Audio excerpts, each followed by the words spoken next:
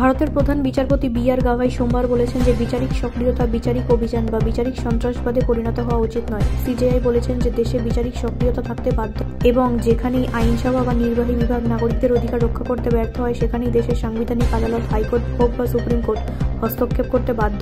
এলাহাবাদ হাইকোর্টের প্রাক্তন প্রধান বিচারপতি এফ.আই. রেবেলোর লেখা our rights assess on law justice and the constitution বইটি প্রকাশের জন্য আয়োজিত এক অনুষ্ঠানে তিনি বক্তব্য রাখছিলেন। বিচারপতিদের বিচারিক সক্রিয়তা সীমা কতটুকু থাকা উচিত আমার মনে হয় তিনি খুব স্পষ্টভাবে ব্যাখ্যা করেছেন।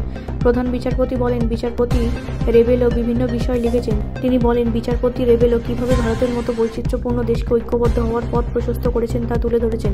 বিচারপতি রেবেলো আজ বিচার বিভাগ যে সমসাময়িক চ্যালেঞ্জগুলির মুখোমুখি হচ্ছে তা মোকাবেলা করতে দ্বিধাবোধ করেন না। প্রধান বিচারপতি বলেন, বিচারপতি গাভাই বলেন, গত ৭৫ বছরে আইনসভা, সংসদ, নির্বাহী বিভাগ এবং বিচার বিভাগ সর্বদা বাস্তবসম্মতভাবে কাজ করেছে।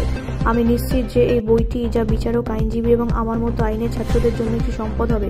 আমাদের সকলকে সামাজিক অর্থনৈতিক সমতার যাত্রা এগিয়ে যেতে সাহায্য করার জন্য একটি পথপ্রদর্শক ভূমিকা পালন করবে, তিনি বলেন।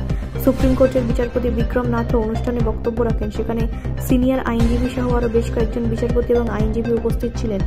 ব্যুরো রিপোর্ট, রাষ্ট্রীয় প্রসার বাংলা।